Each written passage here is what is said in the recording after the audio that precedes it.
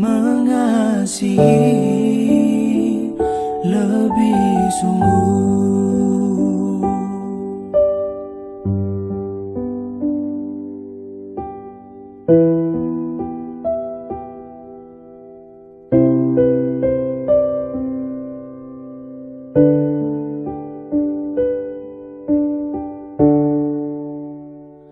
Mengampuni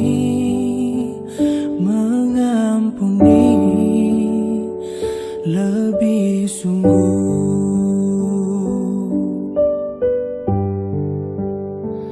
Mengampuni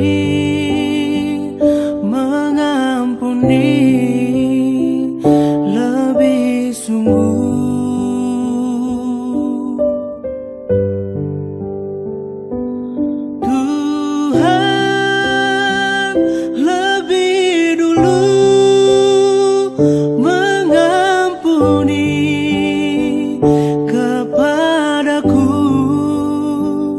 Mengampuni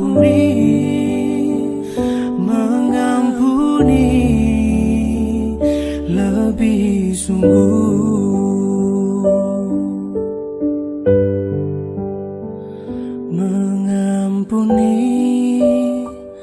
Mengampuni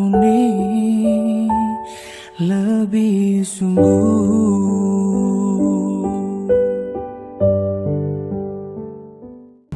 Selamat pagi Ibu, Bapak, dan Saudara yang dikasihi Tuhan. Kembali kita bertemu di persekutuan pada saat ini. Bersyukur Tuhan masih memberikan kesempatan dan waktu kepada kita untuk bersama-sama belajar, memahami akan firman Tuhan, walau hanya satu ayat saja.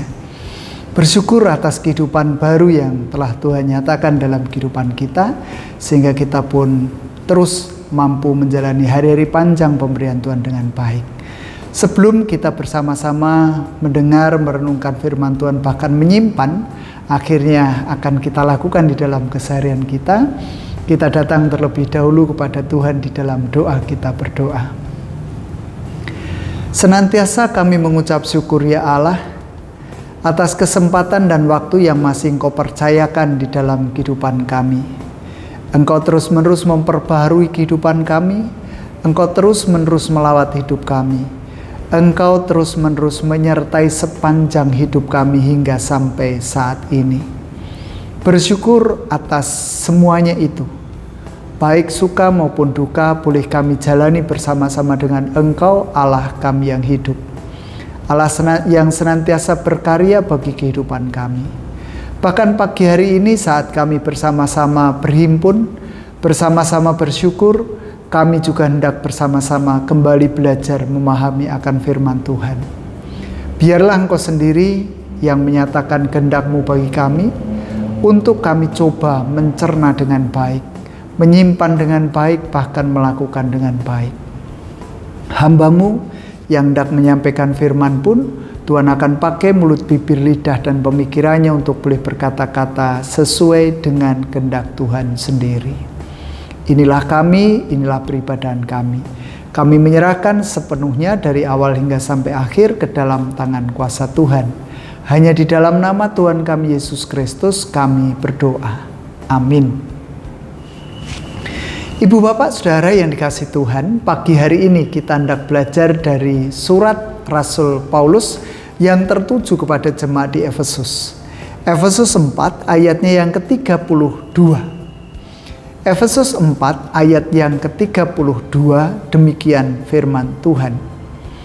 Tetapi hendaklah kamu ramah seorang terhadap yang lain, penuh kasih mesra dan saling mengampuni, sebagaimana Allah di dalam Kristus telah mengampuni kamu.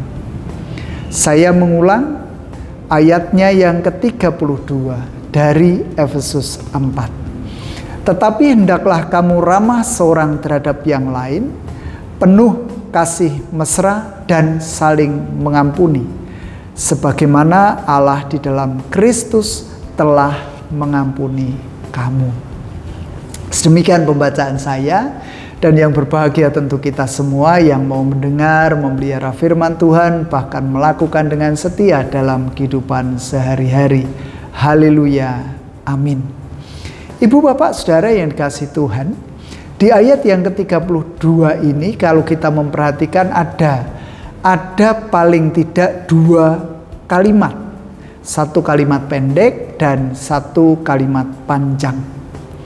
Kalimat itu apa? Kita perhatikan bersama.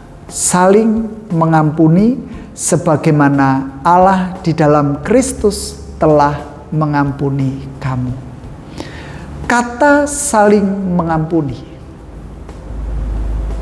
mudah atau sulit untuk kita lakukan? Kita harus jujur, kita harus terus terang, kita harus terbuka bahwa mengampuni bukanlah sesuatu yang mudah untuk kita kerjakan. Sejak saya kecil, saya hidup di lingkungan Jawa dan sangat mengenal betul idiom Jawa yang mengatakan dadio banyu wegah nyawuk, dadio godhong wegah nyuwek, dadio ayang-ayang wegah midak ayang-ayangi. Apa artinya? Ketika seseorang merasa tersakiti,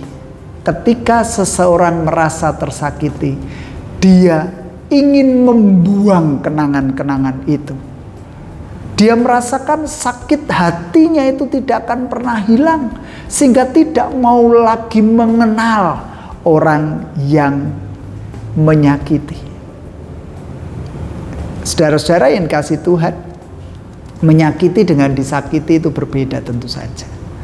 Orang yang menyakiti akan mengatakan, "Lho wong ngono wae kok ora gelem mengampuni, ora gelem memaafkan." Itu dari sisi orang yang menyakiti. Tetapi bagaimana ketika kita merasa tersakiti? Tentu berbeda.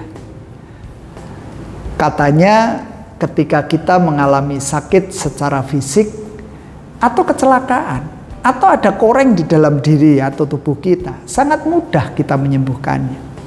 Tetapi orang Jawa mengatakan, bagaimana dengan rasa sakit hati? Tintile krasa lara banget.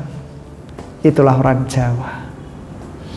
Dan pagi hari ini kita hendak bersama-sama belajar bagaimana mengampuni yang dikatakan melalui ayat ini, sebagaimana Allah di dalam Kristus telah mengampuni kamu.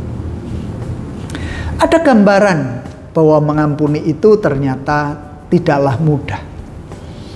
Paling tidak kita belajar dari sinetron, kembali sinetron yang diungkapkan oleh Rudi Harto.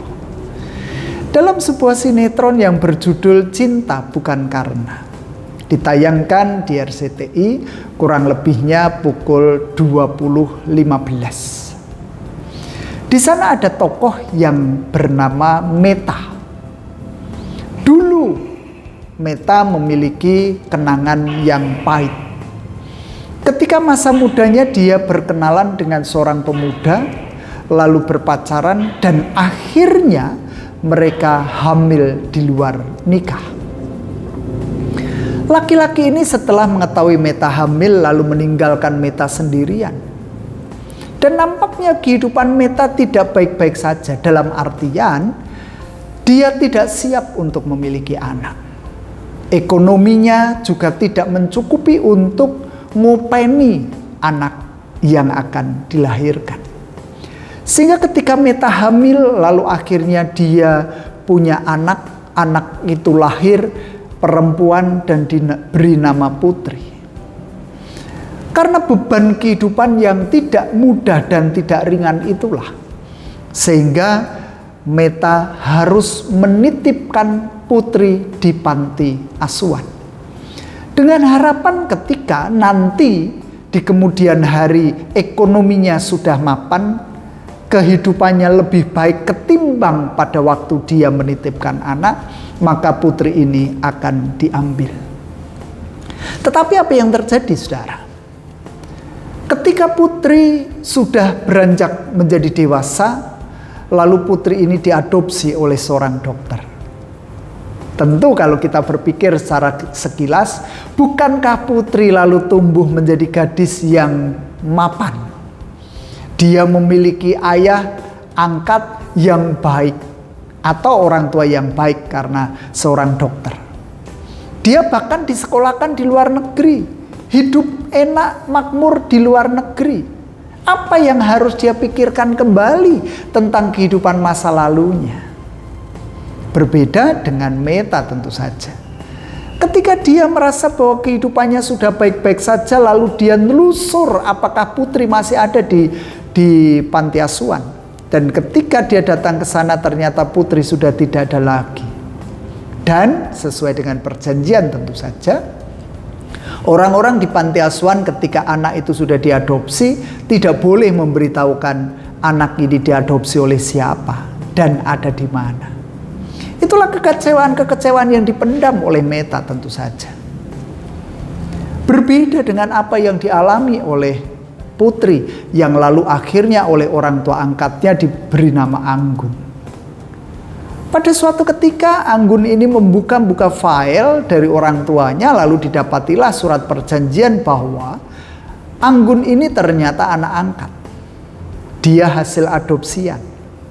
Dan pada saat itulah Putri yang berubah nama menjadi Anggun kembali lagi ke tempat penitipan dan didapatilah orang tua yang sebenarnya. Lalu dia mencoba untuk tes DNA dan betul diketahui bahwa Meta ini adalah ibu kandungnya. Anggun merasa tersakiti. Anggun merasakan luka yang begitu dalam. Dia merasa bahwa orang tuanya sudah membuang dia. Sedangkan Meta di dalam kehidupan lebih lanjut, dia memiliki anak lagi yang bernama Nuna.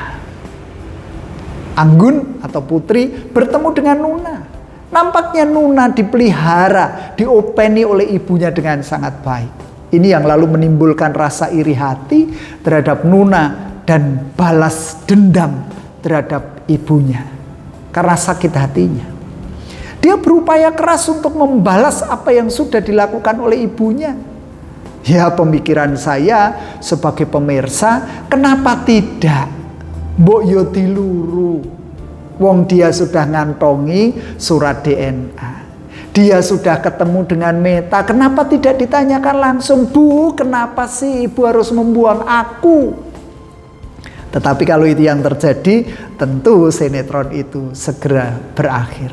Inilah uniknya sinetron di Indonesia tentu saja. Meta yang terus mencari Putri atau yang sudah itu bernama Anggun. Lalu Anggun yang sudah mengetahui bahwa Meta adalah ibu kandungnya, dia berusaha keras untuk membalas dendam karena rasa sakit hatinya. Itulah orang yang tersakiti. Padahal sebagaimana saya ungkapkan di awal tadi, bukankah dia lalu sudah menjadi senang begitu ya? Sudah mendapatkan orang tua yang begitu memperhatikan dia, menyekolahkan dia. Coba saja kalau dia berada dalam dekapan Meta, tentu akan berbeda. Mungkin dia tidak akan pernah bisa bersekolah di luar negeri, bekerja di luar negeri. Tetapi toh dia masih memiliki rasa sakit hati yang begitu sangat karena dia merasa dibuang, merasa tidak lagi dianggap sebagai anak. Dia merasa dikucilkan oleh ibunya sendiri. Sehingga rasa sakit hati itulah yang membawa dia kepada perencanaan-perencanaan untuk balas dendam. Dia meneror ibunya sedemikian rupa sehingga ibunya merasa ketakutan, merasa penyesalan yang begitu dalam. Itulah orang yang tersakiti. Sedangkan orang yang dianggap menyakiti itu selalu berharap, sudahlah, ayo beri ampun ibumu. Karena bagaimanapun juga ibumu itu tidak sengaja membuang kamu. Ibumu itu hanya menitipkan kamu yang pada akhirnya nanti akan aku ambil. Dan inilah berita yang terpenting dalam kehidupan jemaat di Efesus ketika itu. Jemaat Efesus diingatkan melalui Rasul Paulus saling mengampuni. Ayolah, orang yang disakiti mengampuni, orang yang menyakiti pun mengampuni. Sebagaimana Allah di dalam Kristus telah mengampuni kamu. Tentu yang pertama kita diingatkan ulang bagaimana ketika manusia terjatuh ke dalam dosa. Oke, Allah membuang Adam dan Hawa, tetapi bukankah pembuangan itu dalam rangka kasih? Dalam rangka pengampunan Allah supaya di sana ada pembelajaran. Tidak mudah loh Allah menempatkan mereka. Tidak mudah loh Allah memberikan perintah-perintah, memberikan larangan-larangan supaya itu semua harus dianut, diikuti. Supaya mereka boleh memperoleh pelajaran bahwa ketika mereka dibuang, itu adalah pembelajaran. Jangan pernah menyia-nyiakan kasih sayang Allah di dalam kehidupannya. Mungkin tidak mudah bagi Adam dan Hawa ketika dibuang dari Taman Eden, dikeluarkan dari Taman Eden. Mungkin ada rasa sakit hati juga. Dan nampaknya ketika manusia memberontak Allah, ada pengampunan di sana. Manusia tetap dibiarkan hidup, dan Allah selalu bertindak seperti itu, saudara. Kalau Allah tidak mengasihi, Allah tidak mengampuni kehidupan dunia, mungkin Nuh pun beserta dengan keluarga sudah lenyap dari dunia ini. Tidak perlu tahu menyisakan Nuh bersama dengan keluarganya. Bahkan diambil 7 hewan yang halal, 1 hewan yang haram. Tidak perlu itu. Diciptakannya lagi aja masyarakat baru, hewan-hewan yang baru, kan begitu. Tetapi karena Allah mau mengampuni kehidupan manusia, sehingga masih diberi kesempatan untuk hidup. Perjalanan kehidupan selanjutnya sama kok. Ketika bangsa Israel terus melukai hati Allah, bukankah Allah terus juga mengampuni mereka? Tentu tidak dibiarkan mereka berbuat dosa, kan begitu. Allah mengampuni.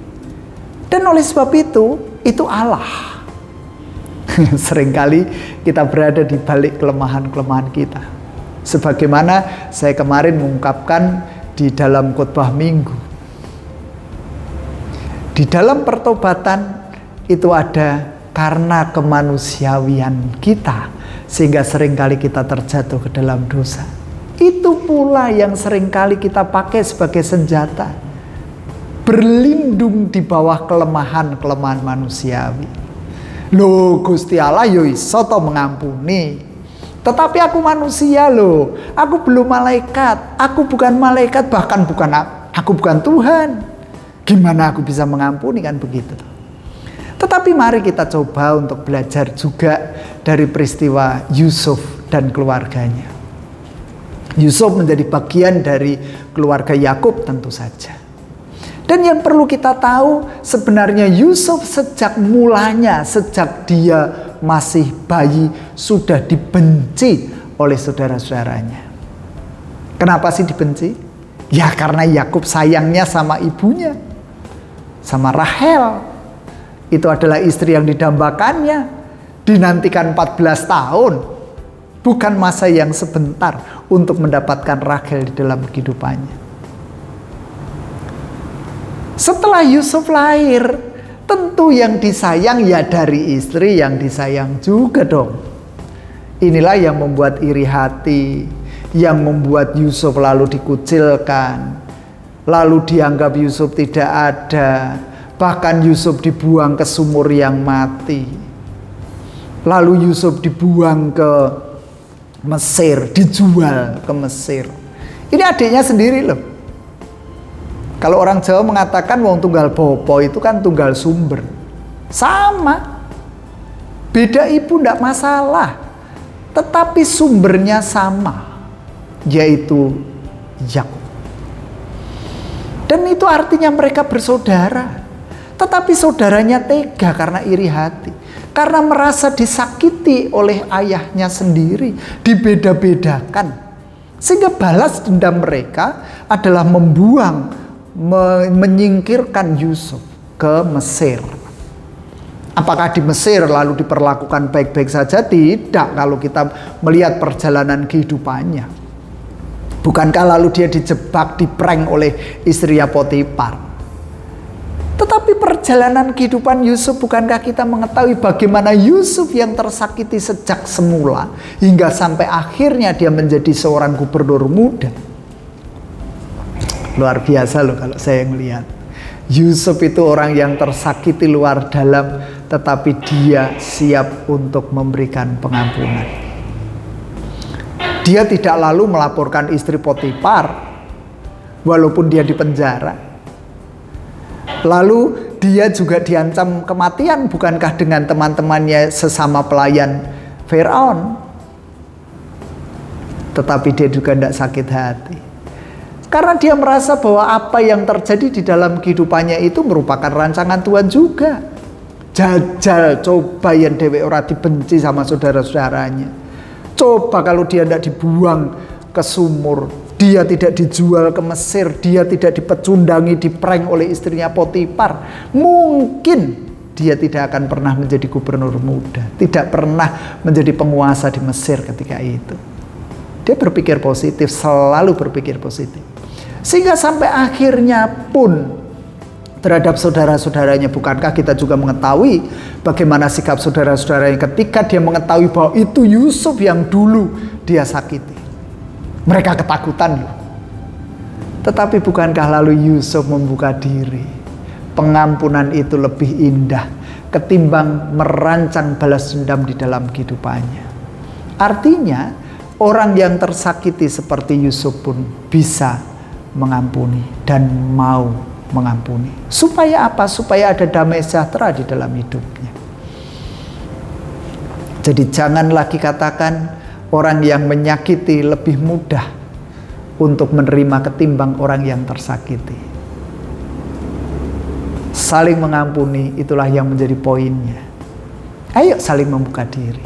Sebagaimana Yusuf selalu berpikir positif bahwa di balik kebencian yang diterima, di balik duka cita yang diterima, pasti ada rancangan Tuhan yang begitu indah, begitu baik, begitu luar biasa bagi kehidupan kita.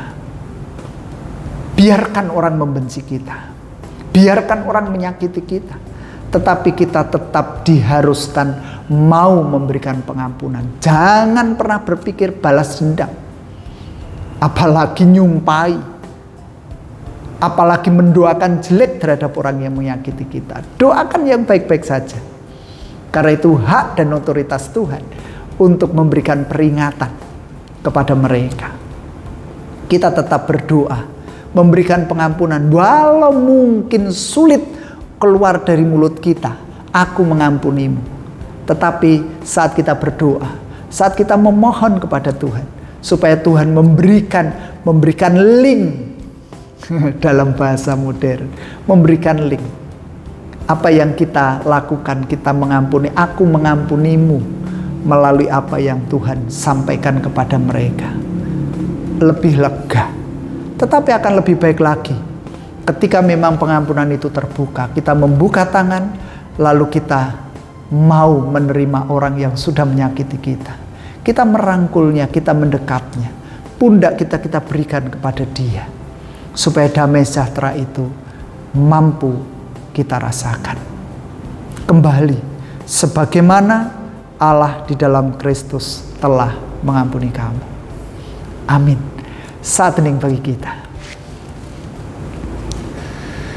Bersama-sama datang pada Tuhan di dalam doa, kita berdoa. Tidak mudah ya Allah untuk kami saling mengampuni.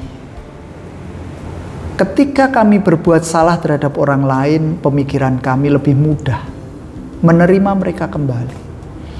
Tetapi saat hati kami terluka, sangat sulit bagi kami untuk kami memberikan pengampunan itu. Oleh sebab itu ya Tuhan, kami mohon, kami yang lemah, kami yang rapuh ini, kami yang seringkali terluka, mau membuka diri, mau terus berpikir positif bahwa apa yang terjadi merupakan jalan Tuhan memberikan kebaikan-kebaikan kepada kami. Mampukan kami menjalaninya ya Tuhan. Karena bagaimanapun juga Engkau sudah terlebih dahulu memberikan pengampunan kepada kami. Engkau membuka tangan untuk mendekap dan merangkul kami. Terima kasih atas semuanya itu. Dan oleh sebab itu pagi hari ini kami juga hendak bersama-sama mendoakan bagi mereka yang sakit hati, sakit teraniaya, sakit dikhianati, sakit diputus persahabatan. Tuhan, Engkau mengetahui isi hati kami. Biarlah Engkau sendiri memberikan pengampunan kepada kami, dan kami pun sanggup untuk memberikan pengampunan. Kami juga berdoa bagi mereka yang sakit tubuhnya, sakit fisiknya. Engkau akan menolong untuk memberikan kesembuhan itu. Kami juga berdoa untuk kelemahan fisik, kelemahan tubuh, rapuhnya kami, lemahnya jiwa kami. Kami mohon pertolongan Tuhan untuk memberikan kekuatan, baik fisik maupun mental kami. Kami berdoa untuk setiap pribadi yang saat ini hadir. Tuhan, Kau akan menolong kami, untuk kami lebih dekat lagi kepada Tuhan. Untuk kami mampu menjalani apa yang Kau perintahkan bagi kehidupan kami. Layakkan kami menjadi yang sempurna di hadapan Tuhan. Semakin hari semakin memperbaharui kehidupan kami di hadapan Tuhan. Bapa di dalam surga, kami juga berdoa untuk kehidupan orang-orang di sekitar kami. Engkau akan menolong mereka semua untuk mempunyai jiwa dan hati yang lembut, sebagaimana Kristus memiliki hati yang lembut penuh dengan pengampunan.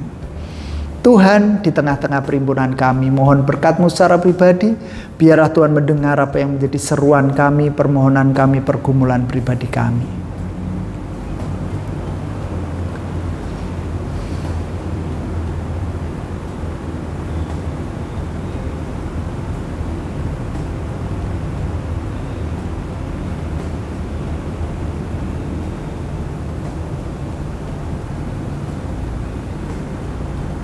Sebentar lagi kami hendak mengakhiri persekutuan ini. Kami percaya bahwa Tuhan tidak akan pernah meninggalkan kami. Kami percaya Tuhan terus menopang kehidupan kami. Ampuni ya Tuhan setiap dosa pelanggaran kami. Dan hanya di dalam nama Tuhan kami Yesus Kristus, doa, permohonan, ucapan syukur ini kami naikkan. Amin. Demikian Ibu Bapak Saudara yang bisa kita lakukan bersama pada pagi hari ini. Biarlah Tuhan terus menopang kehidupan kita, memampukan kita, dan terus semangat untuk berproses menjadi baik, menjadi baru di hadapan Tuhan. Tuhan memberkati kita. Amin.